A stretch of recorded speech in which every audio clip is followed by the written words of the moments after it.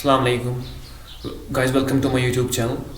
तो चलिए आज हम बात करते हैं अभी JKSP ने जो अभी क्लास फोर्थ के पोस्ट निकाले हैं उसके बारे में बात करते हैं। उसके लिए सिलेबस क्या है, आपकी स्ट्रेटजी क्या रहेगी आपके एग्जामिनेशंस के लिए, क्योंकि उसके अभी एग्जाम्स होने वाले हैं। अभी थोड़े ही टाइम में उसके एग्जाम्स होंगे। अभी बड़े सारे लोगों ने, बड़े सारे कैंडिडेट्स ने उसके लिए अप्लाई करा है। तो जो जनरली हमें पता है कि जो क्लास फोर्थ एग्ज़ाम्स होते हैं, जो इस लेवल के एग्ज़ाम्स होते हैं, तो जनरली हमें वहाँ उस चीज़ का वहाँ पता होता है कि क्या सिलेबस होता है।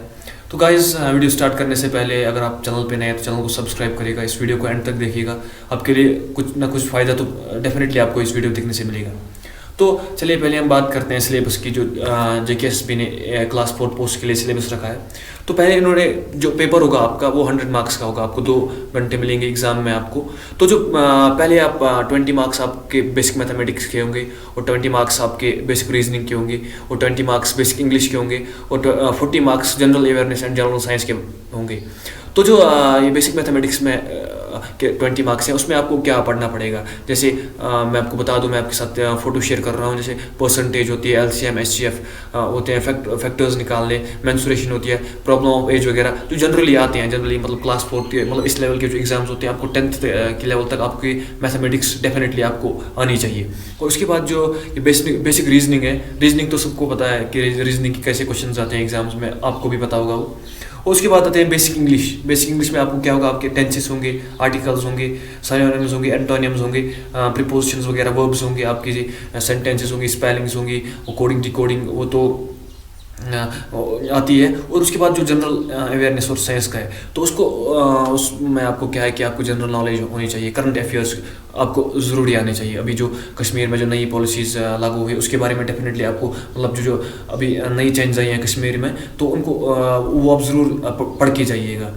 और जनरल साइंस का तो आपको पता है, वो भी 10th तक एक बंदे को ज़रूर आनी चाहिए। मतलब आप क्लास फोर्थ के एग्ज़ाम में बैठ रहे हो, ये क्लास फोर्थ एग्ज़ाम है, ना कि फोर्थ क्लास का एग्ज़ाम। तो जनरल साइंस तो आपको आनी चाहिए डेफिनेटली। तो अब हम बात करते हैं कि बुक्स कैसी बुक्स होनी चाहिए जिनसे हम ये पढ़ सकें।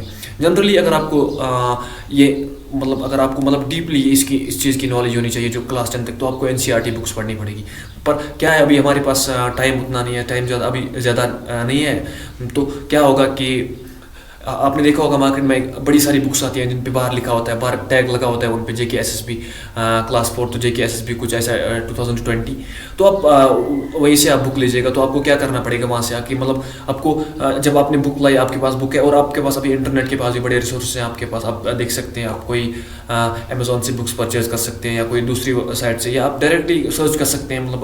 आप कोई अर्थमेटिक्स के, कोई रीजनिंग के क्वेश्चन आप डाउनलोड करिए, यहाँ पे आपको PDF मिलती है, तो आप वो डाउनलोड करिए, उससे पढ़िए आप।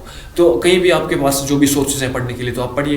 बट पढ़ने के लिए एक स्ट्रेटजी होती है, कैसे आप पढ़ें। ये नहीं कि आपने 6 घंटे पढ़ा तो कल आप पढ़ोगे ही नहीं, परसों आप पढ़ोगे ही नहीं, तो ऐसे काम नहीं बनता है। तो जनरली आपने बुक लाई, आपके पास बुक है, तो जो सिलेबस है आपके पास, जनरल इंग्लिश है, जनरल ये करंट अफेयर्स के बारे में आपको पता होना चाहिए, बेसिक साइंस के बारे में आपको पता होना चाहिए।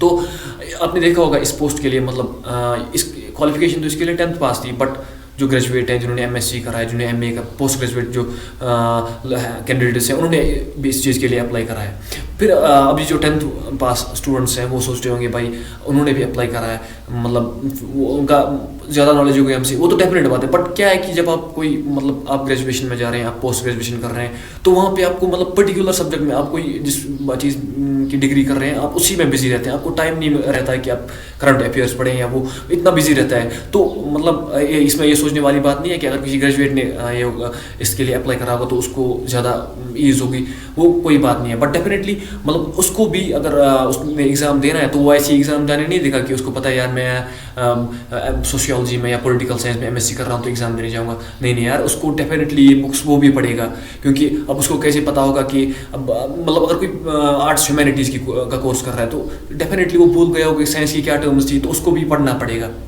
बेसिक्स उसको भी पढ़ने हैं, तो आप वो बुक लाइए, आप कहीं भी जो आपका सोर्स है, आप अलग अलग इसका शेड्यूल बनाइए कि कितने घंटे आपने करंट अफेयर्स के बारे में पढ़ना है, कितने घंटे आप न्यूज़पेपर तो सब पढ़ते होंगे, तो करंट अफेयर्स का वहाँ से भी पता चल सकता है, या आप जनरल नॉलेज ले आइए, या डायरेक्ट मैंने आपको कहा कि बुक आती है एक JKSSB, बड़ी सारी बुक्स आती हैं, आप अमेजोन से भी परचेज कर सकते हैं। तो आपने जब टाइम टेबल बनाया तो शेड्यूल टाइम आपकी स्ट्रेटजी होनी चाहिए, आपको कंसिस्टेंट है। अगर एक महीना अभी एग्जाम के लिए, तो आपको इस एक महीने डेफिनेटली ज़रूर मतलब टाइम बना के टाइम टेबल देखिए, खुद को टाइम देखिए, पहले आपको खुद को सेटिस्फाई मोटिवेट करना है कि नहीं, मुझे अगर जॉब करनी है, अगर मुझे इस ये पोस्ट के लिए मैं डेस्परेट हूँ इस पोस्ट के लिए, तो आपको स्ट्रेटजी बनानी पड़े। आप टाइम टेबल बनाइए अलग से, मतलब बेसिक मैथमेटिक्स के लिए आपको क्या, मतलब उतनी भी मुश्किल चीज़ें नहीं है, आपको HCF LCM में तो डेफिनेटली हर एक को आता होगा, एज प्रॉब्लम वो हर एक एग्जाम में आती है। और रीजनिंग में क्या होता है, रीजनिंग तो सबको, मतलब रीजनिंग की बड़ी सारी बुक्स आती हैं, जनरल नॉलेज, करंट अफेयर्स, अभी आर्टिकल एबॉर्गेट हुआ है, बड़ी सारी एजुकेशन पॉलिसीज़ में भी कुछ चेंज है, अभी जो हमारे पास NEP है, तो डेफिनेटली उस पर भी क्वेश्चन आने हैं,